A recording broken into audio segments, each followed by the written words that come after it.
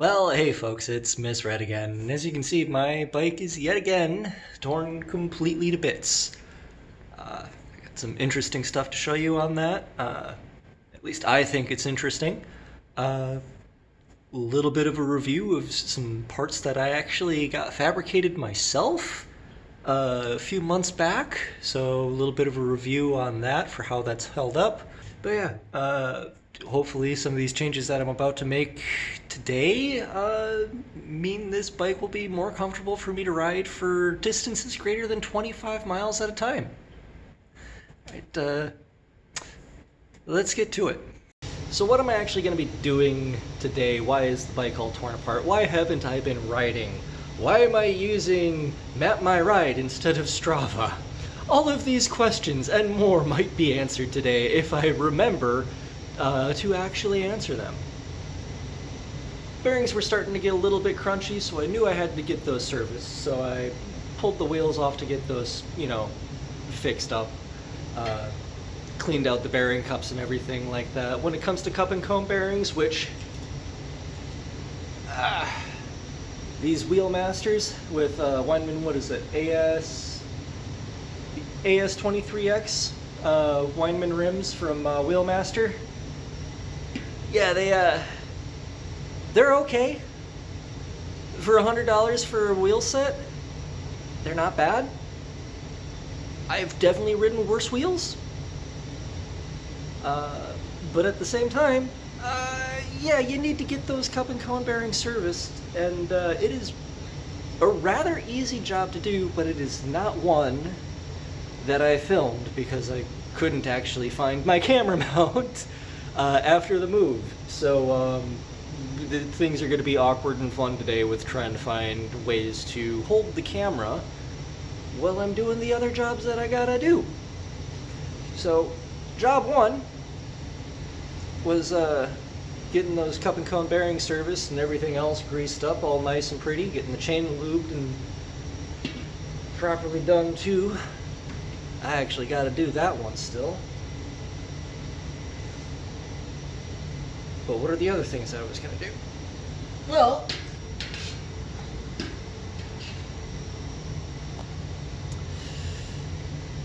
one thing that I always struggled on this bike was my reach. Conversely to most of the problems that people end up having with reach issues, where their bike is far too long, causing them to have to really stretch out, I actually got a kind of long back, which means I'm actually kind of cramped on this, which was making all sorts of fun shoulder squinching, lower back squinching, or pelvis rotating like this, making my lower back go like that, which is really not healthy for long-term comfort on the bike. So I'm actually replacing this old 60mm stem that came with the bike. This is from SR, original to the bike from 1974-5. It's kind of not clear how long Bridgestone made this frame or when Itoh was the one branding them when they were coming into the United States, but first produced in 1974 and ran until I think 79 or 80. So either way, this is about a 50-year-old bike right here. Anyway, stem too short, solution. Longer stem. This one's from Kaloi Uno. It's a 100mm stem. Standard 25-4 bore on this. Just regular quill stem. Wish I could find it in silver, but it came in black. Well, black works for me. I'm fine with that. Which is great and all. But I had to spend extra money because I couldn't just toss this on, because dealing with old part things happen. Which is why I'm retiring these Shimano stem shifters that came on the bike. Now you may look at them and realize, oh hey, those are, friction shifters, oh, they're still tight and hold, right? Yeah, they're still tight and they hold pretty decently. It's not a problem with the actual shifter body itself, it's the clamp that's the problem. Mainly, Let me get this positioned right. Yeah. This side here. I have it screwed all the way in, but that is not 22.2 millimeters there between this side of the clamp and the back side of the clamp. So the tiny little 4 millimeter long bolts, or not 4 millimeter, what is that? The little 1 centimeter long bolts that they, Shimano supplied with these back in the mid 70s through early 80s are actually not long enough to get a decent clamping force down. So there's only like 2 to 3 threads of engagement, and just the wear and tear of 50 years of use meant that that side was the one that stripped out first. So all of the issues of my rear derailleur going out that I've had for the last 3 years that I've been riding this bike, probably due to that. So, seeing as I already have a set of the cheapest derailleurs from Sunrace, I was going to get the cheapest shifters from Sunrace. I think you can see the vibe of where this build is going. This is very much so a poverty build because, yeah, I'm kind of impoverished, and if you'd like to help change that, there is probably going to be a donation link down in the down below. So if you want to see more bike content with some better quality parts, sound off with what you want to see me working on down below, and we'll see about getting it together. So here's what's going to be going on to replace those tired old Shimanos. These are from Sunrace. They are a Taiwanese brand owned by Sturmy Archer, who is now also a Taiwanese brand, but you may remember from your bike history that Sturmy Archer were the ones who kind of revolutionized the entire idea of internally geared hubs. Shimano's 3-speed and higher Nexus system was a ripoff of Sturmy Archer's AWS hubs from way back in the 1930s. They're still in production today. They still make really great parts. They're still solid, but at the same time, the high-end parts are completely different than low-end parts, and we'll see what their cheapest options are, how those hold up over the next couple of years. These are made from stamped steel and cast aluminum.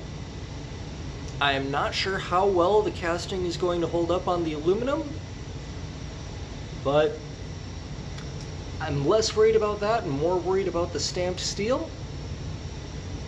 But at the same time, knowing how long stamped steel works, or will be like solid for and everything like that, I am not particularly worried that I am not going to have an issue with this shifter for probably a couple of years at least, which for a price tag of about $25,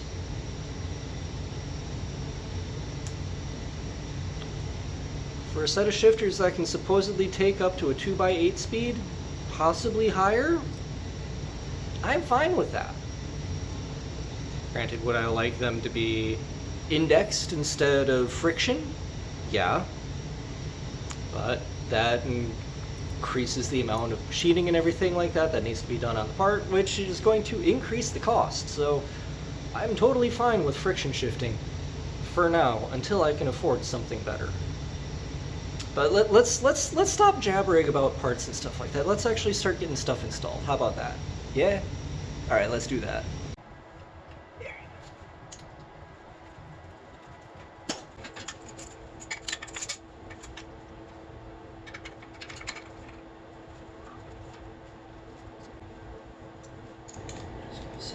There for now.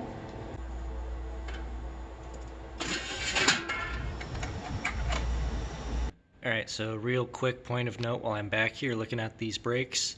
What was it? 3 months ago I had some nylon bushings 3D printed by my partner that I had gotten measured and drawn up. So technically she's actually the one that fabricated them. But yeah, those have held up, and in regards to getting some extra life out of these 50-year-old calipers. Yeah, a spool of nylon filament really made these things come back to life. They no longer wobble, they don't flex nearly as much as they used to. Positive brake feel, same thing on the front. Can actually lock things up now. They're holding up great.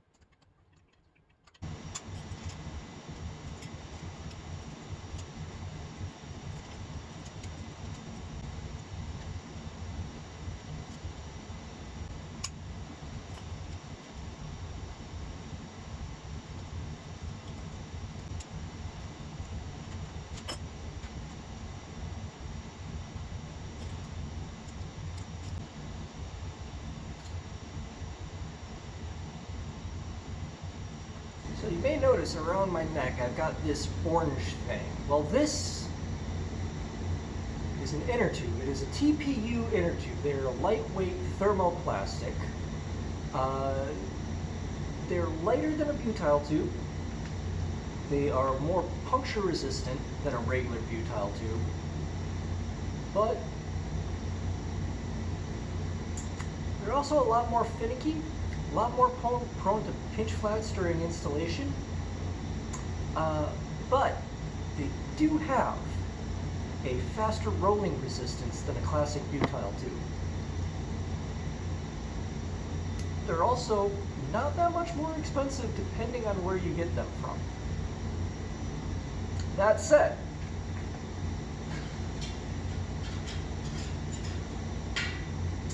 going back to these Wheelmasters, these AS23X rims from Weinmann are a single wall Schrader valve, which means you need to get a little adapter that swaps things over from Schrader to Presta valve, which these TPU tubes run. And most of those adapters are meant to go into a double wall rim.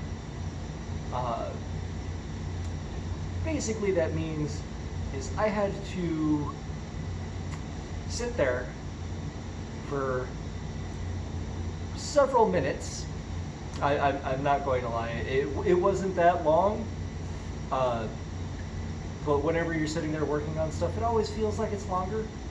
But sat there for 15 minutes with some sandpaper, just filing them down a little bit so that they fit neatly and tightly between the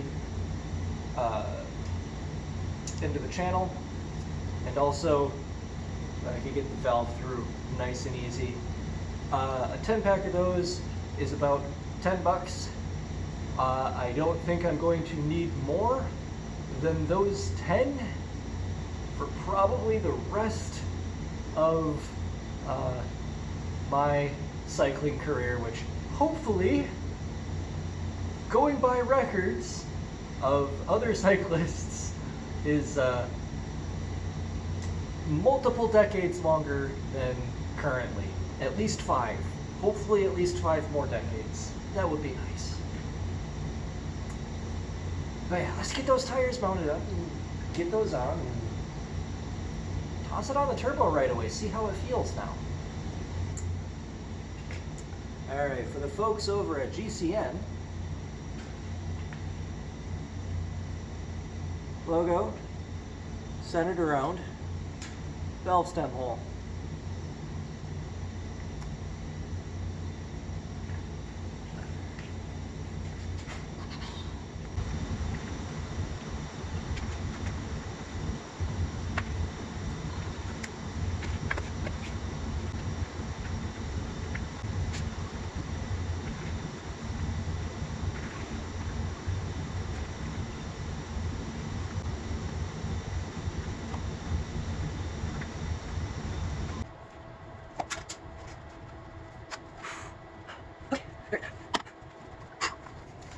Now that wire bead is finally popped over the edge, the thing that you're going to have to do is go through the entire tire, make sure that the TPU tube is not actually pinched between the bead and the wall of the rim, because that will make a pinch flap as soon as you go to try and pump it up.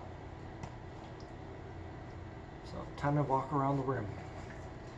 And I feel embarrassed enough after getting this one mounted. You don't need to see me mounting the rear tire, so after double checking that nothing is pinched, next shot of me that you're gonna see is getting the wheels back on the bike.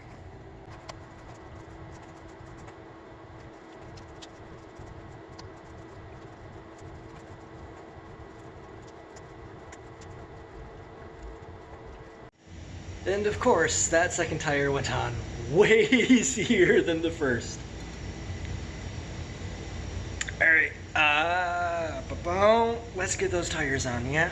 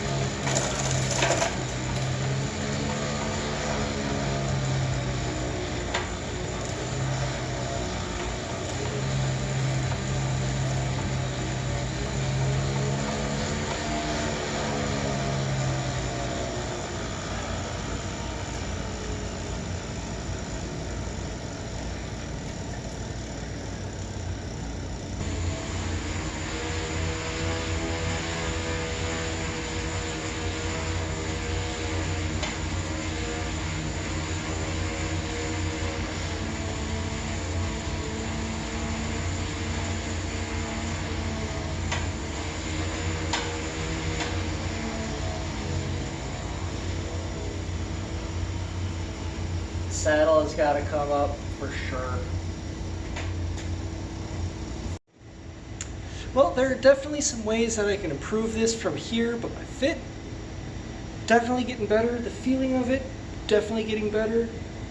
Probably going to take me a little bit to get the derailleurs tuned to the new shifters, but it's almost there.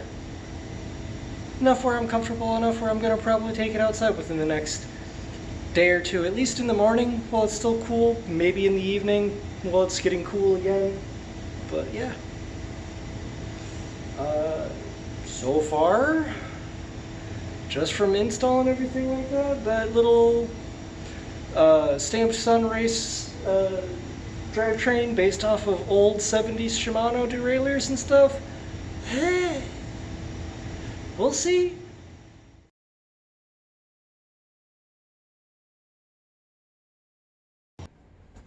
Oh, with some beautiful lens flare off the side there. Alright, well, looks like we're going to be filming from here until I can find that. And then detail, zoom in, manual camera. Alright, this is going to be fun. Now I need to go find that cable. Brilliant. Oh. Up is a little noisy.